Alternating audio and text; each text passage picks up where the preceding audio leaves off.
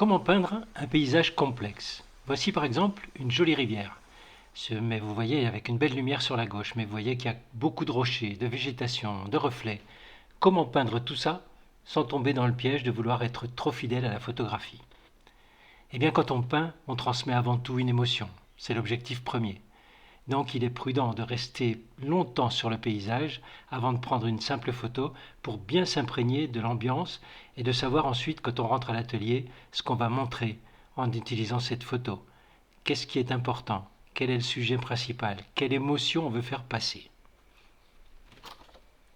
Je vais peindre sur un petit morceau de contreplaqué recouvert d'une couleur assez foncée qui est un mélange d'ombre naturelle et de violet. J'ai commencé à faire un petit schéma rapide pour montrer les quelques éléments du tableau avec un peu de peinture rouge. Et vous voyez, maintenant j'utilise un pinceau à bout plat assez large, à soie souple, pour essayer de poser déjà quelques couleurs, notamment au niveau du fond, un violet clair, des verts bleutés sur les côtés pour montrer la végétation qui est en arrière-plan. Et maintenant, je vais peindre les rochers. Regardez, j'utilise une seule couleur, qui est un bleu-gris léger. Et avec le pinceau assez large, je vais simplement montrer la partie éclairée des rochers d'une façon très synthétique. Sur le côté gauche, je vais l'éclaircir un peu en rajoutant aussi un petit peu de violet. Mais vous voyez, toutes ces pierres qui paraissent très complexes, en quelques minutes, eh bien, elles sont là. Elles sont posées. Alors pour l'instant, effectivement, elles ne ressemblent pas encore à grand-chose, mais vous voyez, je commence maintenant à mettre un peu de lumière sur ces pierres avec une couleur un peu plus claire, toujours le même pinceau. Donc pas de détails, juste des touches qui ressemblent aux pierres, qui évoquent les rochers, mais surtout pas en essayant de copier fidèlement ce qu'on voit. Voilà, maintenant je vais montrer les troncs des arbres avec un orange un peu foncé et toujours un pinceau large, vous voyez, tenu sur le côté. Pas de grands détails, on reste simple dans les formes pour suggérer plutôt que pour vraiment peindre de façon précise. Maintenant le haut de la berge de la rivière éclairé, donc toujours avec un ton orange rosé assez clair. Et puis la végétation à gauche, la cime des arbres, et également entre les troncs avec un vert assez intense, assez foncé. Et d'emblée, je marque déjà des espaces de lumière entre les troncs des arbres avec un vert beaucoup plus clair, jaune. Et je vais aussi le faire sur le côté éclairé de la rivière, ici au-dessus des rochers. Alors le fait de prendre un pinceau large, ça vous évite de rentrer dans le piège du détail, bien sûr. Donc on pose des touches, on essaie de suggérer, de montrer des formes et non pas des détails. Voilà, maintenant je mets avec le même pinceau des petites touches alternées d'un vert plus profond, parce que là, ce côté-là n'est pas dans la lumière. Et vous voyez, avec des petites nuances, avec des couleurs un peu plus claires ici, avec des couleurs plus foncées en utilisant plus de bleu, bien sûr. Et maintenant, je vais peindre le ciel sous forme de peinture négative en contournant ce que j'ai déjà peint auparavant, toujours avec un pinceau chargé, bien chargé en couleurs, avec un mélange gris bleuté très clair. Voilà, je contourne soigneusement la végétation et je laisse le bord un petit peu déchiqueté là sur le côté gauche. Voilà, j'arrondis un petit peu le fond du tableau.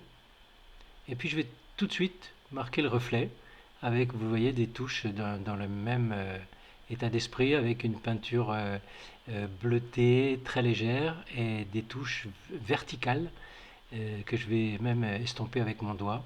Là, c'est les reflets de la végétation éclairée du côté gauche. Maintenant, avec un pinceau un peu plus fin, je vais mettre des lumières sur tous les rochers. Alors ces lumières, vous voyez, que des petites touches simples, des petits traits légers, avec un mélange qui est à peu près le même que tout à l'heure, un petit violet très clair. Et je vais passer sur la plupart des rochers qui ont un petit peu de lumière, en rajoutant ces taches plus claires qui vont donner du relief, qui vont donner du volume à tous ces rochers. Et vous voyez, j'utilise toujours la même couleur, je ne varie pas. C'est toujours ce clair que j'utilise pour tous les rochers. Alors je vais simplement tout à l'heure ajouter quelques petits éléments de couleur sur certains rochers, mais vous voyez que déjà comme ça, on a une bonne impression d'un amas de rochers qui longe cette rivière. Je reprends un pinceau un peu plus large pour matérialiser les reflets de la végétation plus foncée du côté droit, toujours avec des bandes verticales. Maintenant, j'éclaircis un peu certains rochers, mais là, je me suis aperçu que c'était pas assez clair, donc voilà, j'ai maintenant un mélange qui me semble mieux, qui est un violet un petit peu avec un petit peu d'ocre dedans, ou pardon, un petit peu de sienne brûlée. Et vous voyez, je vais en poser un peu sur certains rochers pour donner un petit peu de couleur dans tout ça. Au milieu, là, je rajoute un peu de noir parce que j'ai oublié de dessiner quelques rochers au milieu. Voilà, c'est ce que je fais maintenant. Avec toujours des petites touches très simples.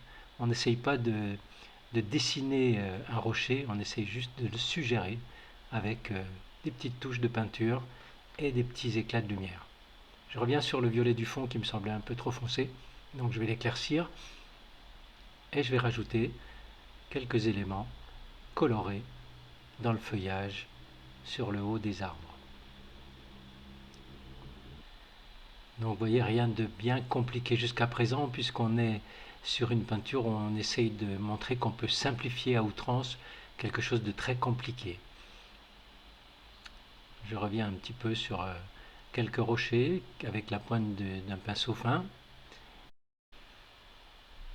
Et maintenant un blanc pour montrer l'eau avec les reflets toujours suggérés. Les reflets avec des touches irrégulières sur la partie déjà bleutée initiale et en allant dans le sens vertical toujours. Ces taches blanches, c'est simplement le reflet des nuages et je m'aperçois que mon ciel est peut-être un peu trop uniforme, donc je vais ajouter quelques petits éléments qui peuvent évoquer les nuages, mais avec un gros pinceau et d'une façon relativement simple, rapide. Avec un mélange de noir et de violet et un pinceau fin, je vais suggérer quelques branches beaucoup plus foncées sur la végétation à gauche. Ces branches et les troncs qui vont être plus contrastés. Alors, pas de grands détails, je vais pas montrer, je ne vais pas peindre toutes les petites branches, mais juste pour donner une idée de cette diversité d'orientation des branches dans cette partie éclairée. Je reviens sur la droite avec quelques petites taches un peu plus colorées, sur les endroits qui sont plus exposés, même s'il n'y a pas la lumière de ce côté-là. Et dans les endroits un peu plus sombres, je vais avoir un vert beaucoup plus bleuté, vous voyez. Voilà, quelques taches vertes également sur la berge droite un peu plus loin. Et je reviens sur les arbres à gauche avec des parties très foncées qui vont bien contraster avec la lumière qui filtre entre les arbres et que j'ai déjà suggéré avec la peinture un peu claire mais qui s'est obscurcie depuis. Alors là je travaille un peu les reflets de ces parties éclairées et je vais revenir sur cette végétation claire avec le soleil qui filtre à travers les branches. Alors comme d'habitude, je papillonne un peu à droite, un peu à gauche. Je m'attarde rarement sur une même zone, ce qui n'est peut-être pas une bonne méthode, je l'avoue. Là, je vais rajouter un peu de vert sur les reflets du côté sombre.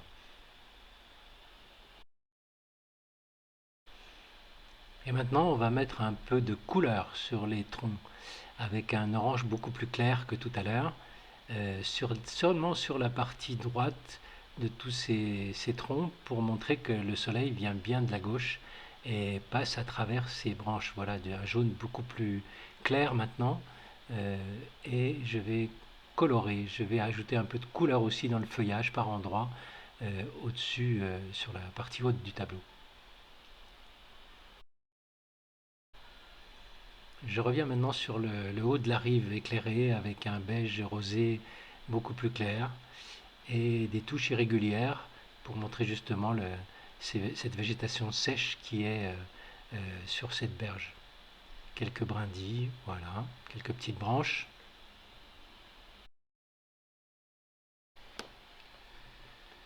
Et j'accentue encore quelques touches blanches sur le reflet du ciel dans l'eau. Et ainsi sur les rochers, quelques taches de lumière encore plus claires, en sachant que effectivement, quand la peinture acrylique sèche, elle fonce un petit peu. Donc pas partout, seulement sur quelques-uns.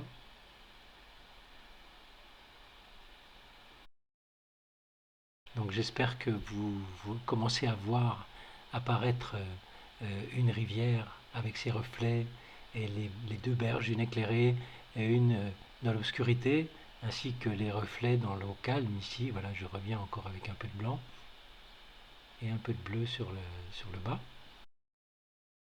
Maintenant, l'essentiel de ce petit tableau, on pourrait s'arrêter là, mais on va passer à une étape de finition, entre guillemets, en rajoutant quelques petites taches colorées de ci, de là, un peu de vert plus vif sur le côté droit, un jaune plus intense et plus clair entre les troncs des arbres pour bien montrer la zone la plus éclairée par le soleil.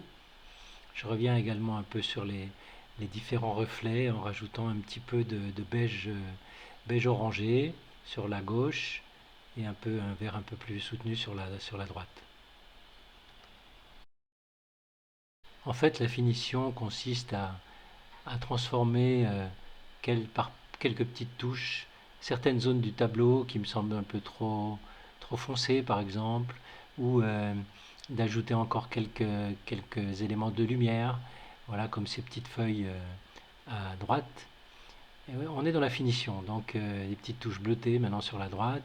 Et puis sur cette berge là qui me semblait un peu terne, je vais rajouter un orange rouge beaucoup plus vif qui va nous donner un peu de peps sur ce côté.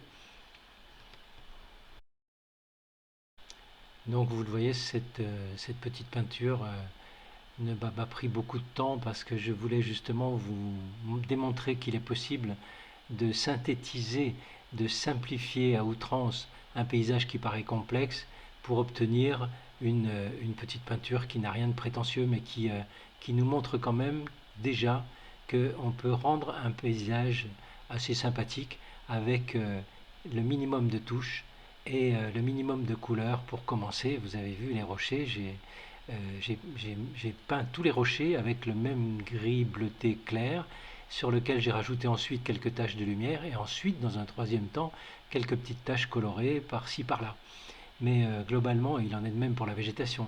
Donc il faut rester simple, il faut prendre du recul et il faut se dire que l'objectif n'est pas de peindre comme si on était fidèle 100% à la photo, mais de faire quelque chose qui ressemble plus à un tableau et qui va transmettre l'émotion qu'on a ressentie quand on était au bord de cette rivière.